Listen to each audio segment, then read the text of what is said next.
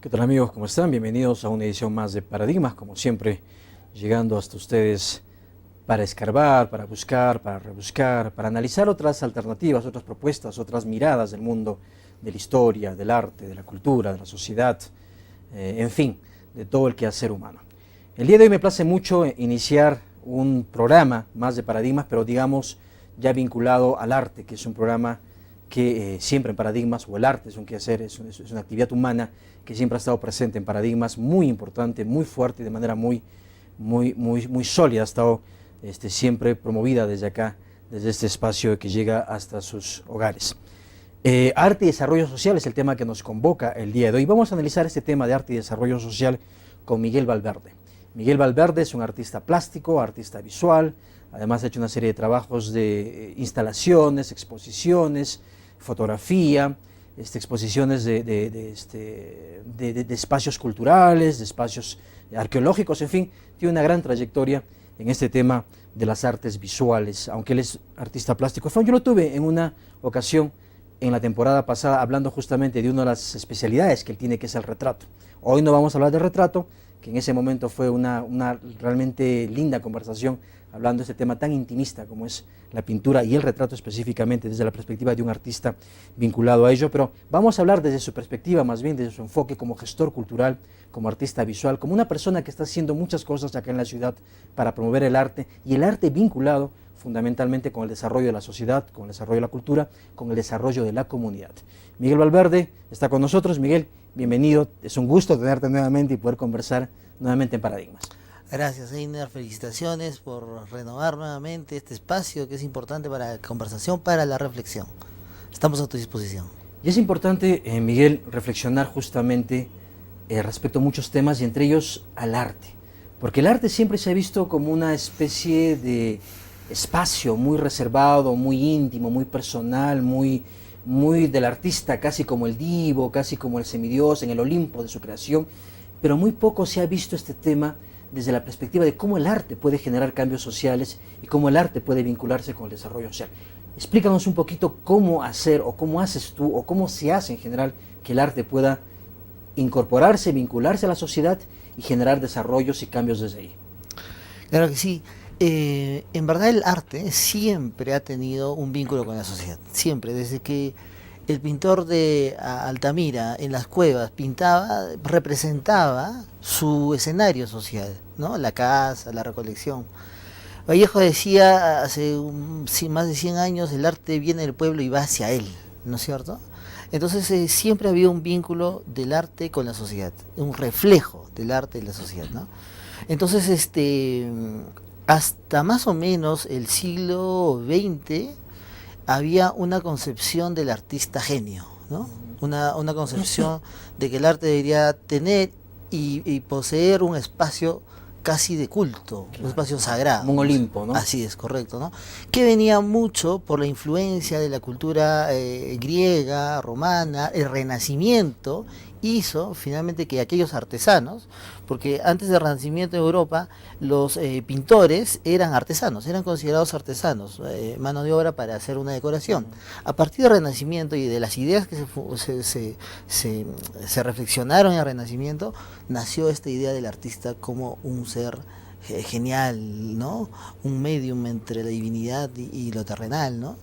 Pero ya en el siglo XX, ya a partir de las revoluciones culturales, a partir de un ingreso de este sentido más social, más popular de la cultura en general, es donde el arte empieza a ver, digamos, este arte considerado sagrado, digamos así, empieza a ver otros campos de la sociedad.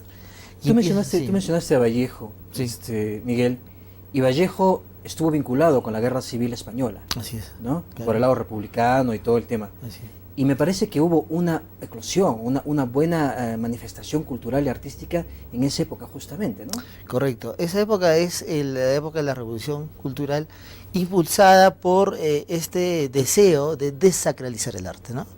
Y desde esa época hasta ahora ha habido un proceso más o menos de más de 100 años donde desde diferentes expresiones artísticas se ha tratado de desacralizar el arte. Entonces, si el artista solamente, desde la parte visual, el artista plástico, pensaba en una exposición, en una galería, en un museo, ¿no es cierto? No. Ahora el trabajo puede ser muralizar, ahora el trabajo puede ser de educación artística, de talleres, de vincularse de alguna manera con la sociedad, ¿no? Y ese es un proceso, digamos, que está ahorita muy vigente, y yo diría que es lo que va a pasar en el futuro, porque las sociedades se están abriendo, ¿no? Ya no son sociedades cerradas, son sociedades abiertas con el tema de la globalización. Claro, hasta cosmopolitas muchas de ellas, ¿no? Correcto, ¿no? Entonces ya ahora inclusive los artistas no solamente piensan en su entorno cercano, sino ya piensan en el mundo, ¿no? Esto de la aldea global, ¿no? Desde tu lugar, desde acá, podemos pensar en el mundo, ¿no? Una muestra de ello es el YouTube, pues, ¿no? YouTube Correcto. y las redes sociales que muestran el trabajo de los artistas o en general de los productores culturales y la muestran a nivel mundial, ¿no? Correcto, entonces un músico que antes necesitaba, digamos, entrar a un mainstream, digamos, a un sector donde lo podían acoger, producir. Que era muy elitista, ¿no? Correcto. Sí. Ahora sube su video a YouTube, empieza a tener la aceptación del público, una llegada directa a su público, y ya está, no necesita ya de esta industria, digamos, ¿no? De la música. Entonces, la industria de la música también ha reflexionado mucho sobre eso y ahora se ha metido con fuerza al YouTube, ¿no? Y a estas nuevas plataformas donde la difusión es más directa al público, ¿no? Entonces, en todo el campo de las artes hay esta transformación, está habiendo este acercamiento mucho con la sociedad, ¿no? Y Miguel, este acercamiento con la sociedad también involucrará un acercamiento, porque tú sabes, el tema social, la sociedad no es pura en sí misma, ¿no? La sociedad tiene muchas formas de pensar, muchas formas de ver, y yo supongo que los artistas también tendrán diferentes corrientes, ideologías, comulgarán más con unas que con otras, y el arte también refleja ese, digamos, esa contraposición, ese encuentro de diversas ideologías, diversas formas, diversas perspectivas de ver la vida. Correcto. Como decía al principio, ¿no? El arte desde siempre ha reflejado al ser humano, ¿no? Entonces, si refleja al ser humano, refleja la sociedad, y si la sociedad tiene diversas tendencias ideológicas de pensamiento, el arte también la refleja. Entonces, en nuestra época conviven, y eso me parece muy rico, porque ya no hay una sola tendencia. No hay una sola forma de ver el mundo, ¿no es cierto? Más bien hay diferentes formas de ver el mundo. El arte lo refleja, y entonces puedes encontrar artistas como muy vinculados a una élite, ¿no? Y en un círculo muy pequeño, y artistas en cambio más sociales que tratan de llegar más a hacer un trabajo donde el arte sea importante para la comunidad, para la sociedad, ¿no? Y artistas que están metidos en la tecnología, por ejemplo, ¿no? Están volcando toda su creatividad en el campo tecnológico, que es uno de los campos que ha avanzado mucho en esta época. Y entonces eso configura la riqueza de nuestra época, la diversidad, ¿no? Que todos pueden, haciendo lo que ellos creen, lo que piensan, pueden llegar a sacarle brillo, a sacar la luz a su talento, a su forma de concebir el mundo. Para mí eso me parece una cualidad de este tiempo, a diferencia de otros tiempos donde había una sola tendencia, ¿no? Y que si te salías de la tendencia prácticamente eras un renegado, ¿no? Eras un apartado, ¿no es cierto? No, ahora no hay eso, y la tendencia cada vez es más a eso, a democratizar las artes, a poner de una manera horizontal el tema del acceso a la cultura también, ¿no? Porque el acceso a la cultura, por ejemplo, una orquesta sinfónica, ¿no es cierto? Acostumbrada a grandes escenarios, grandes teatros, etcétera, está cada vez más enlazándose, y por ejemplo ahora tú ves músicos que hacen con la orquesta sinfónica canciones populares, claro, ¿no es cierto? Que ha acercado además la música de ese tipo, la música de cámara la ha acercado al pueblo. Correcto, ¿no? Entonces también hay una democratización del arte, de la cultura en general, y me parece que eso es excelente, ¿no?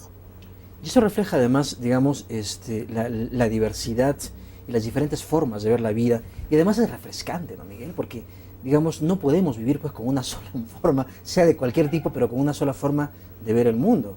Y claro, el arte además, no solamente por las tendencias y la ideología, sino además por los estilos, por los formatos, es tan múltiple ahora, y con la tecnología ha aumentado. O sea, hay incluso softwares, te comento algunos en videoarte, softwares que hacen maravillas con el video, ¿no?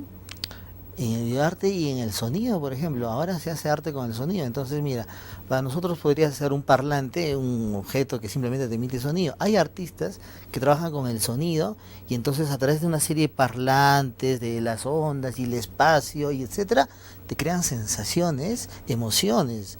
Entonces la diversidad es amplia y acá hay un punto que me parece interesante.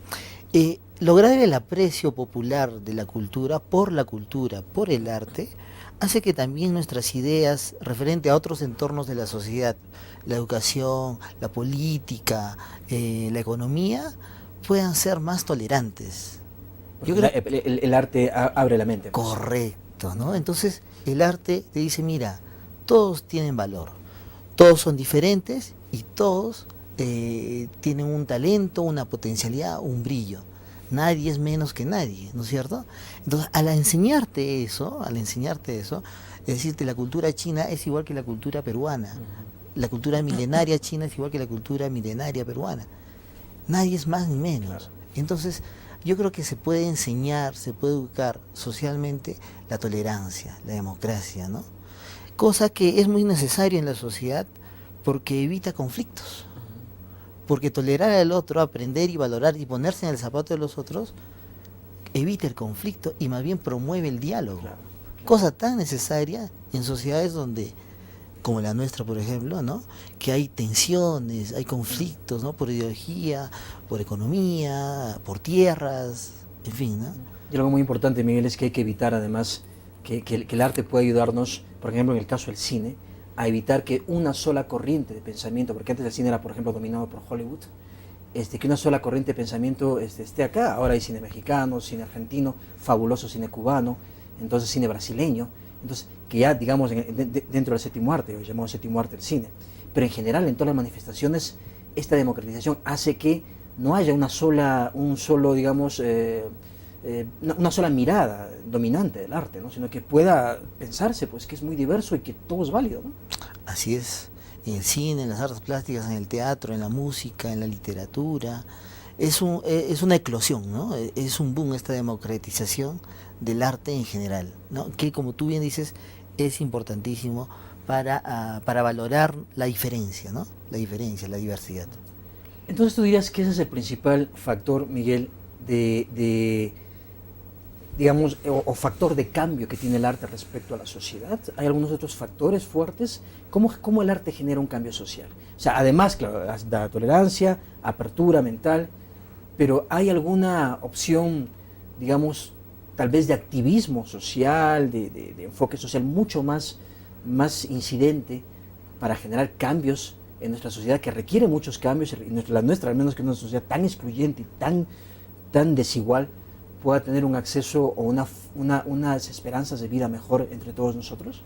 Esa es una pregunta interesante y una pregunta que me la he hecho varias veces, ¿no?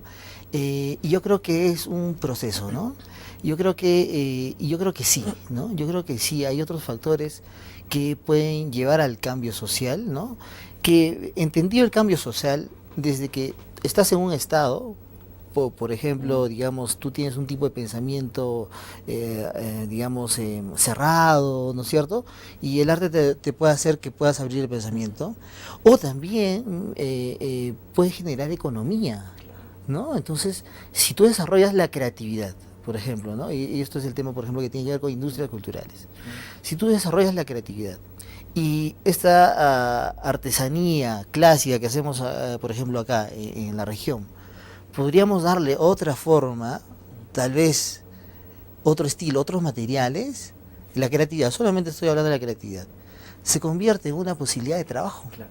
Ese es un tema súper interesante, Miguel, pero me están pidiendo ya un corte y tenemos que desarrollarlo en extenso en el siguiente bloque. Perfecto. Todo el tema de cómo desarrollar esto y las industrias culturales, por supuesto, que son importantes y que son además una relación del arte con la economía ya, que Correcto. mucha gente no la ve Así y que es. nosotros acá en Paradigma sí intentamos verla. Vamos a una pausa publicitaria, volvemos enseguida.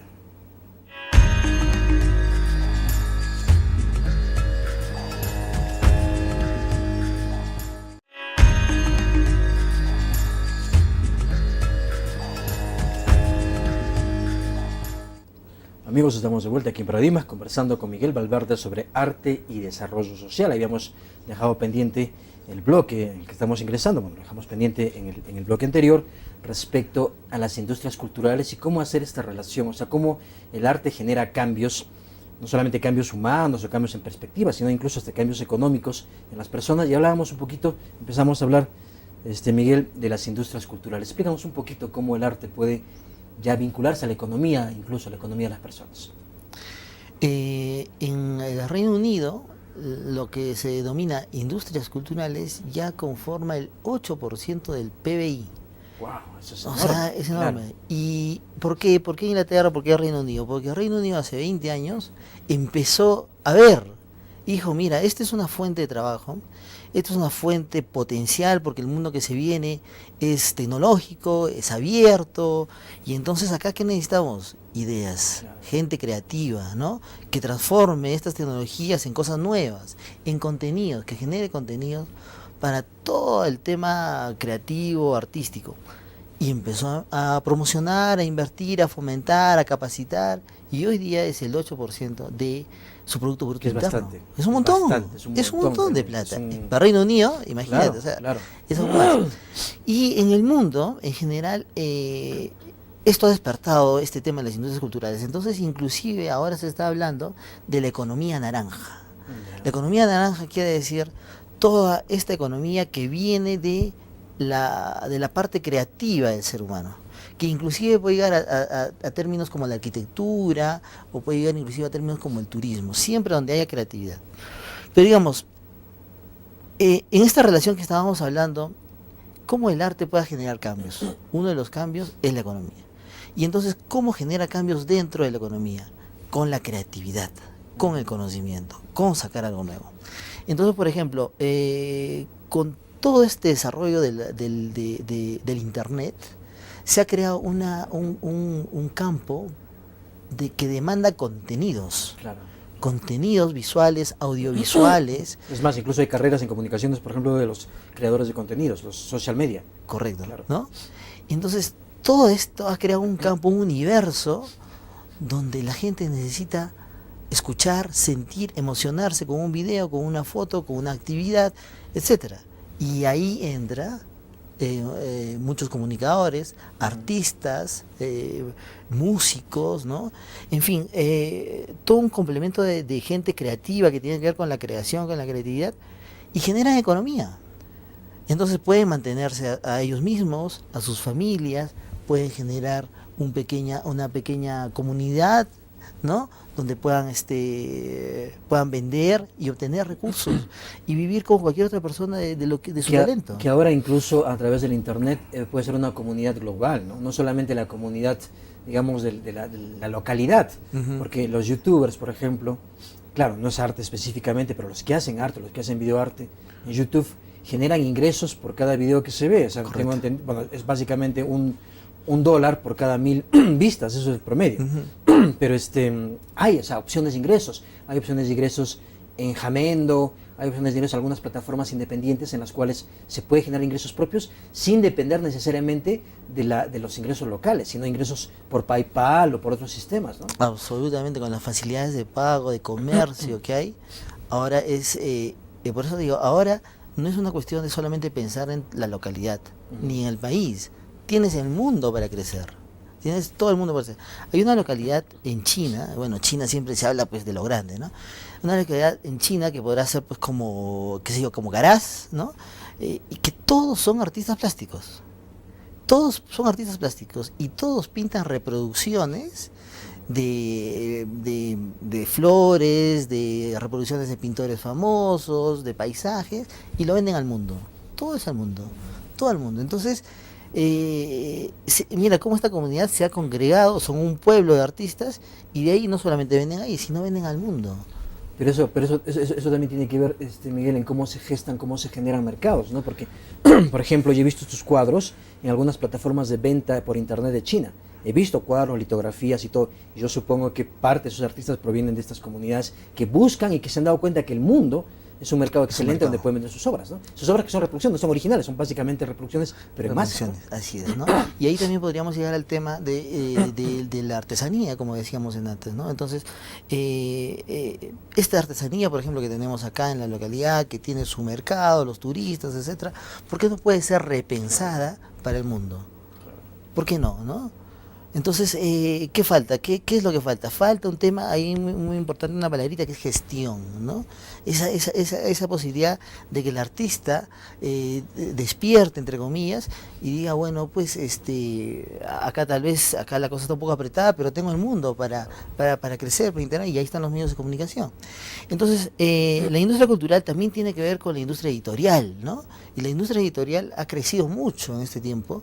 La Feria del Libro de Lima anualmente recibe más cantidad y más cantidad y más cantidad de visitantes y más cantidad de ventas. Claro, la pregunta es, ¿leen? ¿No leen? ¿Lo compran por moda? Pero independientemente de esas discusiones válidas, yo creo que se genera economía en base a la creatividad. Y no solamente el vendedor, ¿no? Es también el que pone la hay una feria. Cadena.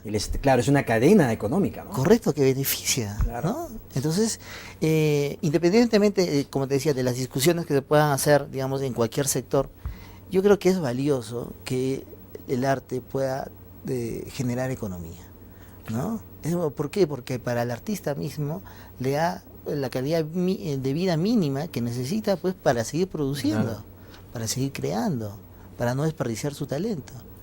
¿Y no crees, por ejemplo, que en el caso de los artesanos podría verse también un tema de paradigmas que ellos tengan, de modelos mentales que los circunscriben solamente a vender acá en la localidad? Ahora Exporta Fácil, por ejemplo, Exporta Fácil permite a través de hacer hacer exportaciones directas, vigilarlas, bueno, verlas en todo caso para ver qué se exporta acá mismo en el correo, y exportar directamente, te da un número de seguimiento. Yo te comento porque nosotros hemos exportado algunas cosas a nivel artesanal. Mi esposa hace unos tejidos maravillosos, artesanales, a mano, y los hemos exportado, y hemos tenido mercado de Estados Unidos, etcétera.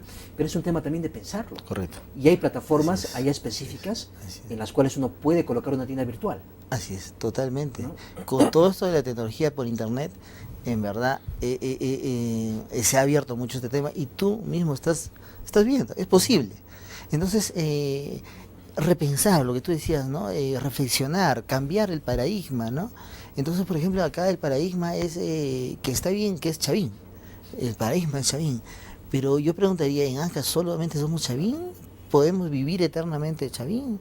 Entonces, por ejemplo, toda la tradición cultural, la tradición viva de las tradiciones, ¿acaso también no es visualmente vistoso? ¿No es visualmente atractivo para alguien que no conoce? ¿En nuestra gastronomía acaso también no es importante? ¿Nuestro folclore no es importante? Entonces, a ver, ¿no? Entonces, es una cuestión, como tú dices, de cambiar de paradigma. Y los circuitos culturales incluso, ¿no? Los circuitos que pueden hacer las agencias de turismo se centran básicamente en dos o tres destinos y no van más allá. Pero ahora, por ejemplo, es una maravilla, se ha descubierto hace poco una pirámide en el Recuay. Entonces, una pirámide parecida a las pirámides incas, y eso podría generar un nuevo circuito cultural, ¿no? Y además hay circuitos vivos, como tú dices, que son circuitos gastronómicos, circuitos de danza, circuitos culturales, la ruta, no sé, de los negritos de Recuay, la ruta. O sea, hay muchas cosas que un gestor cultural podría estar pensando. Absolutamente, que mira, tienen que ver con el turismo, se enlaza, ¿no? ¿Cierto? Entonces, si tú das valor cultural a una expresión, casi el siguiente paso nomás es darle el valor turístico, ¿no? Claro. Ofrecerlo como un atractivo turístico. Pero primero hay que cuidarlo, hay que levantarlo culturalmente. Hay que ponerlo, ¿no?, en valor. Hay que ponerlo en valor, como tú dices, ¿no? Hay que poner en valor esa expresión cultural. Y entonces, por ejemplo, las tradiciones, que es un tema que yo he trabajado y por algo te comento, de las fiestas patronales, ¿no? Las fiestas patronales en Ancash es importante, son 20 provincias, cada provincia tiene sus fiestas tradicionales y en cada fiesta tradicional hay unas características culturales que diferencian una de otra, pero que son muy interesantes, y visualmente nosotros hemos hecho un libro de fotografía de la fiesta de la Mamameche, ¿no?, de Carhuaz, claro, ¿no? Sí, sí. Es muy valioso, ¿no? Pero por ejemplo la fiesta de Mamameche de Carhuaz aún no está declarada Patrimonio Cultural de la Nación, ni siquiera de la región. Entonces, ¿qué falta? Valorarlo, levantarlo, y de ahí se van armando los circuitos que pueden ser turísticos y que pueden generar economía. Pero eso requiere de todas maneras, Miguel, entiendo, digamos, a artistas, pero no solo artistas, sino además artistas que tengan una mirada de gestión cultural, Sí, ¿no? Porque, sí, digamos, sí, es sí, artista que además gestiona culturalmente, correcto. o incluso algunos ni siquiera son, o sea, digamos, no son artistas en el sentido de que provienen de una escuela de artes plásticas, algo, No, pero son absoluto. gestores culturales Ah, per se y que han hecho durante su vida propuestas culturales, están impulsando el tema de la cultura, el tema del arte, el tema del desarrollo, etcétera. así es. Y que es básicamente la labor de un gestor cultural. ¿Te parece si vamos a conversar de la gestión cultural y de la labor específica de los gestores culturales, como tu caso, por ejemplo? Y ahora, muy importante para los gobiernos que vienen, que tengan en cuenta la cultura, la labor de un gestor cultural y cómo un gestor cultural puede enmarcarse o puede, digamos, promover en todo caso el desarrollo, no solo del arte, sino además anexo a él, a la economía, a la sociedad y a la cultura. Pero vamos a conversarlo, si te parece, Miguel, en el siguiente bloque. Vamos a una pausa publicitaria, amigos, volvemos a continuación.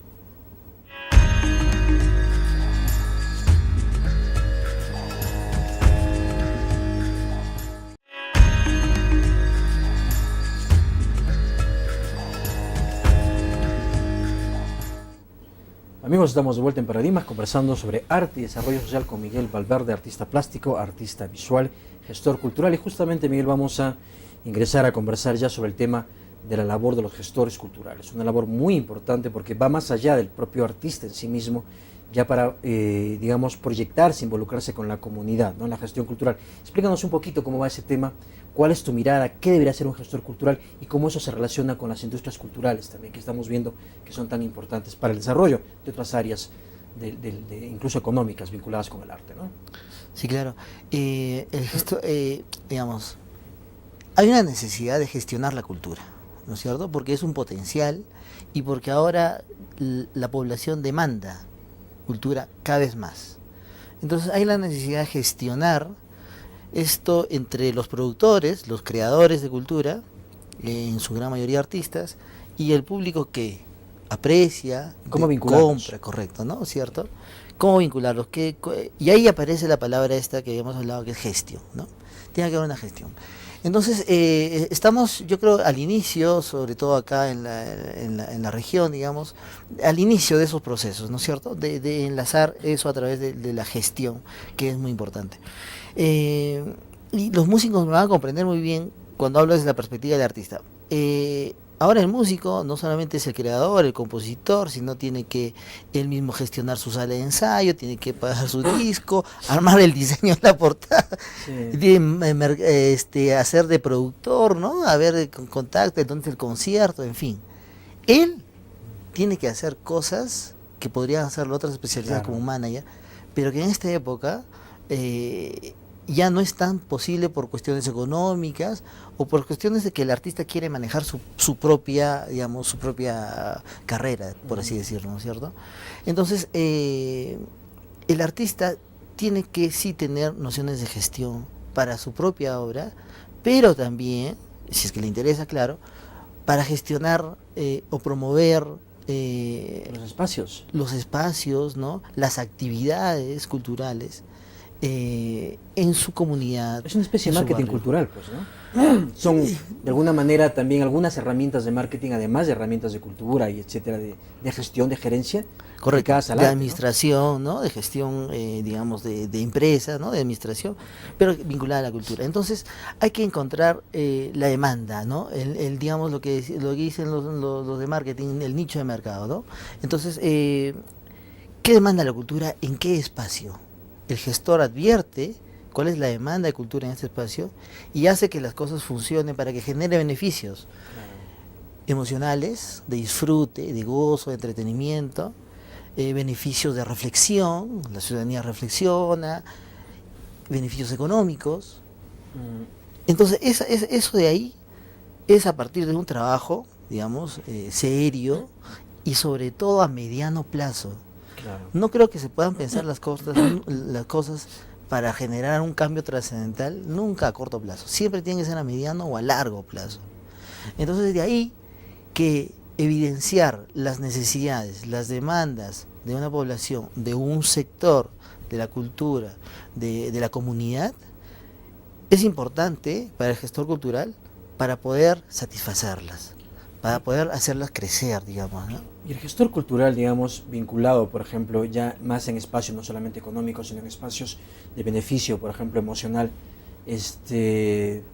digamos, está vinculándose, está relacionándose con la gente, ¿no? Tenemos, yo quiero tomar ahora el caso que vi unos trabajos tuyos que hiciste en Chancayán, digamos, de esta relación que puede haber, digamos, y de cómo retransformar la ciudad o retransformar espacios que parecen abandonados, como paredes, por ejemplo, abandonadas, y poder ponerlas. Estamos viendo una foto, por ejemplo, ahí de una pared que estaba abandonada y ponerla en valor cultural, ¿verdad?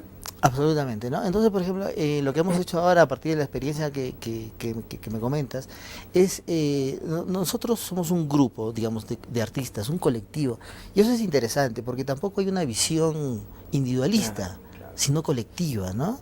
Entonces, a través de este colectivo nosotros nos hemos vinculado, en este caso, al barrio Chancayán, a través de también un lugar importante, que es la casa comunal.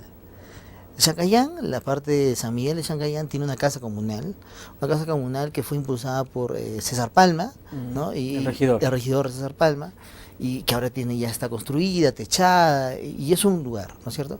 Entonces, en ese lugar, la comunidad aprovecha y se reúne para hacer sus decisiones comunales del barrio y ver eso. Entonces, nosotros como artistas llegamos y nos vinculamos a esta casa comunal. En esta casa comunal hemos desarrollado unos talleres donde nosotros hemos enseñado algo de pintura, de dibujo, pero sobre todo hemos averiguado a través de los niños, porque digamos es más factible, es más directo el trabajo con los niños, Claro.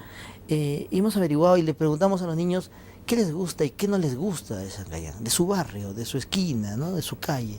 Y entonces empezaron a salir muchas cosas, como la basura, que los borrachos, que no le golpee a mi La familia, ¿entiendes? Empezó a salir esas cosas. Y había otras cosas como positivas, queremos más parques, más árboles, más flores, ¿no?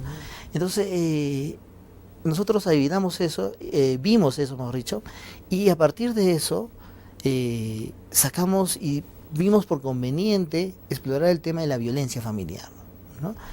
Entonces, porque nos pareció interesante y porque además había sustrato, había salido de los mismos Claro, niños, claro. ¿no? Era una realidad. Era una realidad, ¿no? Entonces, ¿qué hicimos? Bueno, vamos a plasmarlo esto en un mural, ¿no? Que tenga que ver Estamos viendo ahora, ¿no? claro, que tenga que ver con la violencia familiar. Y entonces vamos a pintar una pareja que esté peleando, pero después hay la imagen de un niño, ¿no? Este niño justamente es el intermedio. Después de ese mural, ¿no? Después de ese mural, al lado de ese mural hay un niño que está regando, ¿no? Un árbol, ¿no? Que el niño es como si fuera el sujeto de cambio, ¿no? Que ya lo vemos. Exactamente, ¿no?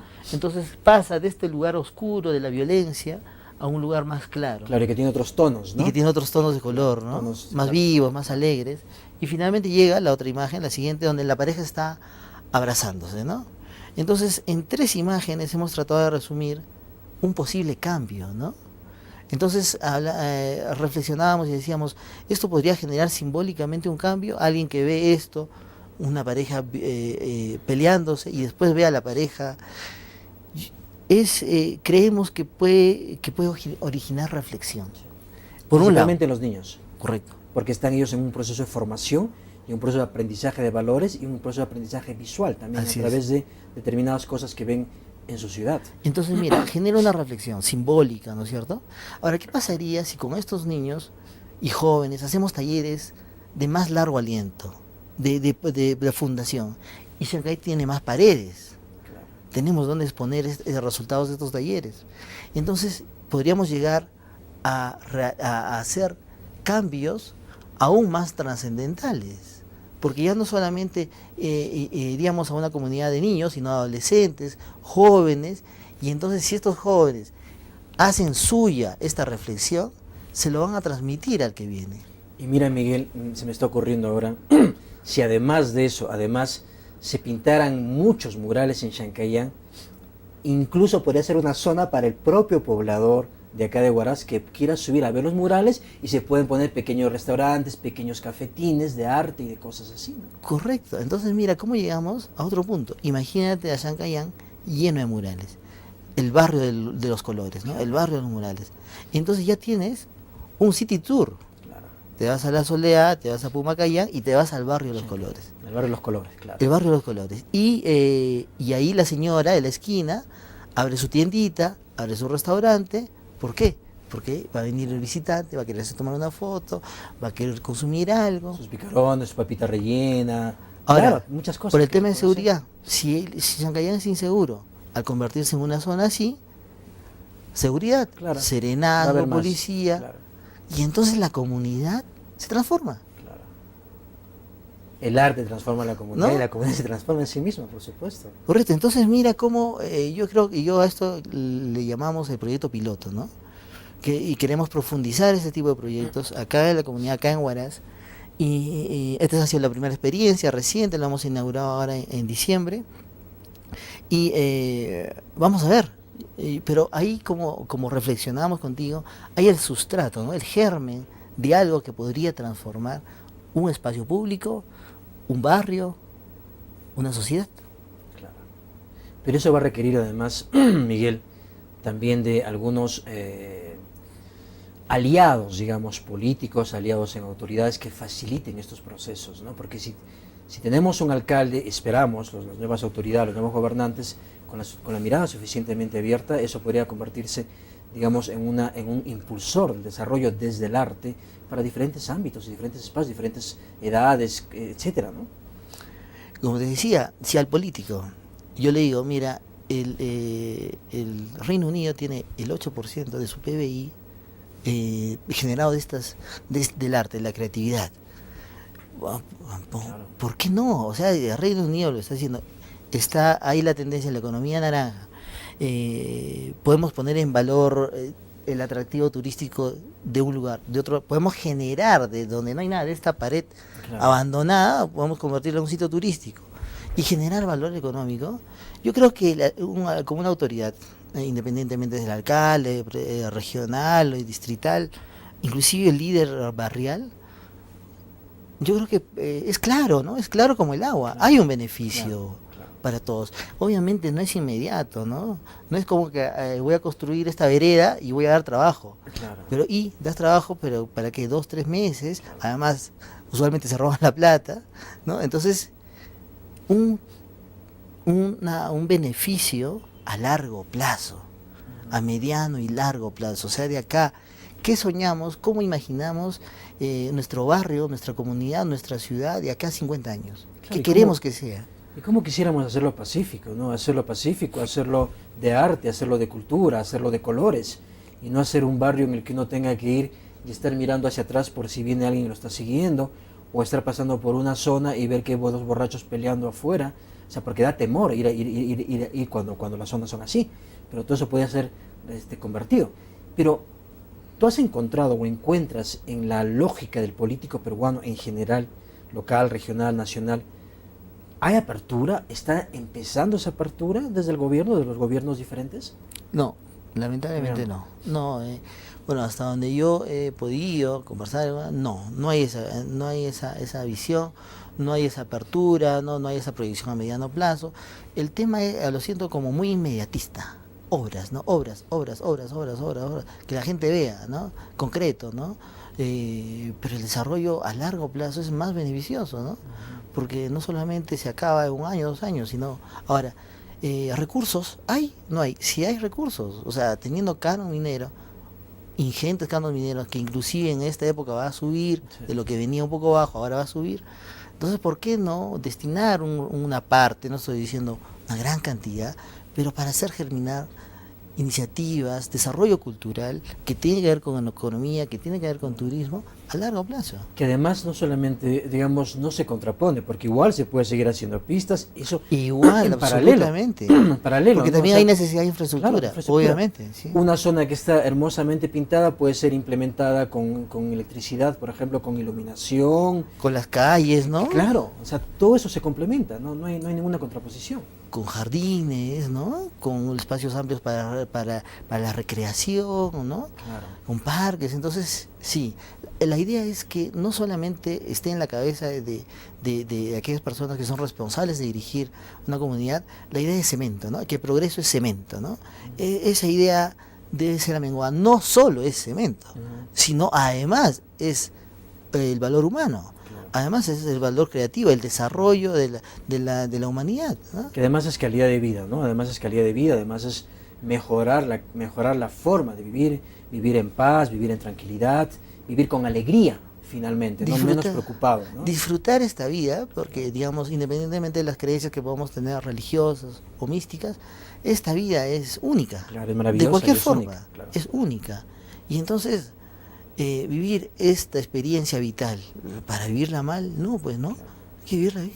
Vamos a examinar un poquito más este tema ya de las propuestas. ¿Qué hacemos? ¿Qué hacemos a futuro? ¿Qué hacemos desde el ámbito privado?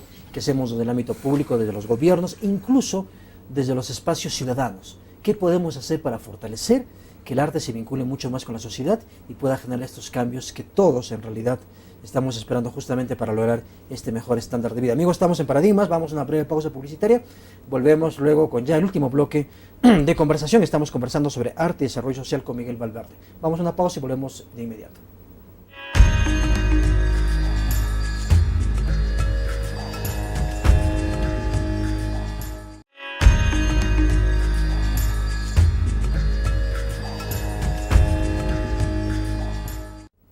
Amigos, estamos de vuelta aquí en Paradigmas conversando con Miguel Valverde sobre arte y desarrollo social, el tema que nos convoca el día de hoy. Vamos a entrar a nuestro último bloque de programa y vamos a conversar, Miguel, si te parece, respecto a las propuestas. ¿Qué hacemos? Y las propuestas que deberían venir, yo entiendo, no solamente del ámbito público o gubernamental, sino también en el ámbito privado, ¿no? Porque la empresa también tiene que ponerse la camiseta y apostar, ¿no? Había una ley antigua de mecenazgo, no sé si sigue vigente, la ley de mecenazgo, la ley de patrocinio cultural, que podría hacer que las empresas reduzcan impuestos a cambio de sus inversiones en cultura, ¿no? En la Universidad Católica yo recuerdo alguna vez, no recuerdo qué empresa fue que hizo una obra, incluso física, una construcción, pero con esta ley. Y ¿qué hacer entonces desde la ciudadanía, el gobierno, etcétera? ¿Qué hacer? ¿Qué propuestas? ¿Cómo hacemos para que el arte florezca un poco más y se vincule como un factor de desarrollo de la sociedad? Primero, me parece que es necesario este espacio de reflexión, ¿no? Porque, digamos, ahora estamos dando, yo estoy dando una perspectiva, tú tienes una perspectiva, podrían haber otras perspectivas, y entonces se genera este espacio de reflexión. ¿Para qué? Para lograr políticas culturales, ¿no? Directrices, lineamientos al mediano y largo plazo sobre qué hacer con el tema de la cultura, el arte, ¿no? Entonces, a nivel nacional, el Ministerio de Cultura tiene políticas culturales, digamos, lineamientos de la cultura, que tienen que ver con el fortalecimiento de las instituciones, con el valorar la interculturalidad del Perú, la diversidad del Perú. Entonces, digamos, el Ministerio de Cultura ya ha dado ese paso, ya tiene un lineamiento de políticas culturales. Pero tiene muy pocos fondos, es el ministerio que tiene los menores recursos de todo el país. Hay un tema de fondos, sí, ¿no? Entonces, pero a nivel regional, a nivel local, creo que falta ese ejercicio, ¿no? Cómo nos miramos, cómo nos vemos como ciudadanos, en primer lugar, y después cómo vamos en el tema de arte y cultura, qué queremos de acá a los próximos 10 años. Tenemos un centro cultural enorme. Tenemos infraestructura, el centro cultural, ¿no es cierto? El centro cultural como infraestructura ya es un polo de cultura para el Callejón de Huaylas, inclusive para el Callejón de Conchucos, ¿no? Porque ya en Chimbote también hay otras dinámicas culturales, hay un centro cultural grande, en fin. El Centenario. El Centenario, correcto. Entonces, ya es como infraestructura. Ahora, ¿qué falta? La gestión. Ahora, gestión tiene que ver con presupuesto. Es un binomio inseparable, ¿no? Inseparable, ¿no? Entonces, la gestión puede impulsar la reflexión. Y es prioritario, Miguel. Yo trabajé un tiempo en la primera gestión del Centro Cultural. Casi colaboré, digamos, cooperé, porque al final había tan pocos recursos que casi fue un trabajo de honor, casi. Pero había el problema de que el Centro Cultural no tenía un presupuesto propio. Y ese siempre fue el problema del Centro Cultural, y ningún alcalde quiso cambiar eso. Que esperemos este nuevo alcalde lo haga. Sin presupuesto no se podían pagar profesores, demoraba el pago a los docentes en general, demoraba hacer los arreglos de infraestructura, era terrible sostener la vigencia cultural o los espectáculos, etcétera, la actividad cultural en el centro cultural. ¿Sí? Y en esa parte de las acciones realizadas en el último gobierno local, se ha dado una ordenanza, según entiendo, ya aprobada, en la cual se destina un porcentaje del presupuesto anual de la municipalidad al tema del centro cultural. Un porcentaje que podría oscilar, que oscile entre los 100.000 soles y 150.000 soles, ya es suficiente para poder iniciar la implementación, la gestión de un centro cultural que no solamente piense en Huaraz, sino piense en el Callejón de Huaylas, piense en el Callejón de Conchucos, se puede interrelacionar con la costa, claro, y concebirnos como una región. Y digamos, interrelacionarse o formar parte de redes de centros culturales a nivel nacional, a nivel internacional, hay redes de centros culturales, ¿no? Entonces comenzamos de lo chiquito y nos vamos a lo grande, de lo local a lo mundial. ¿Y qué necesita? Este espacio de reflexión, ¿no? Este espacio de reflexión, este espacio de que los artistas, los gestores culturales, los promotores culturales, la gente involucrada en cultura, pueda llegar a 2, 3, 4 políticas culturales de cada 10 años y luchar por ellas, y gestionarlas, y pelearse con la municipalidad, claro, para que dé el presupuesto. Y estar ahí atrás y todo. Gestión, ¿no? Gestión, liderazgo, gestión. Unión, ¿no? Perspectivas claras de lo que se debe hacer en la cultura, ¿no? Entonces, me parece que eso tiene que ver con este espacio de qué hacer desde la institucionalidad del Estado. Desde la parte privada, también tiene que ver, ya con lo que hablábamos antes, de encontrarle beneficios, ¿no? De encontrarle beneficios económicos, ¿no? Entonces, los beneficios económicos están en las industrias culturales, están en el movimiento de la creatividad, ahí hay beneficios económicos que pueden estar ligados en nuestra región al tema turístico. Y además tiene que ver mucho con el tema de la responsabilidad social empresarial, que al final es una especie de marketing también, porque uno pone su marca en un lugar, pone incluso sus afiches, sus volantes. Sí es posible, me parece, desde la empresa privada. Nos quedan 1 minuto y medio, voló el tiempo, este tiempo maravilloso. Me gustaría tus reflexiones finales, tus propuestas finales, tu mirada final de este involucramiento, de esta promoción del arte y el desarrollo social, Miguel. Tu mirada a nivel de conclusión. Hablábamos que hay que partir de una expectativa alta, ¿no? De un sueño, digamos, ¿no? Digamos, ¿cuál es el sueño, ¿no? Entonces, desde esa perspectiva yo diría que el sueño, mi sueño en caso de perspectiva sería que Huaraz sea un foco cultural, ¿no? Una zona, un lugar donde diversos lugares vengan, se alimenten y nosotros retroalimentemos y así nos convertamos en un foco cultural de esta región, ¿no es cierto?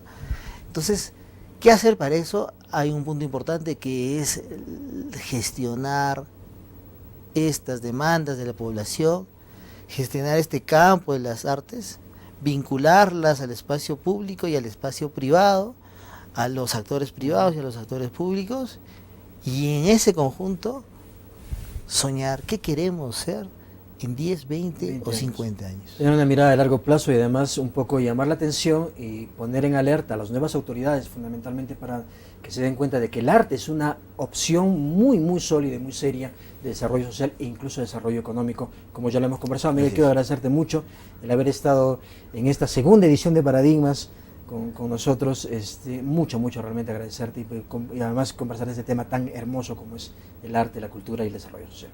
Perfecto, gracias a ti, Einer, agradecido de reflexionar siempre estos temas.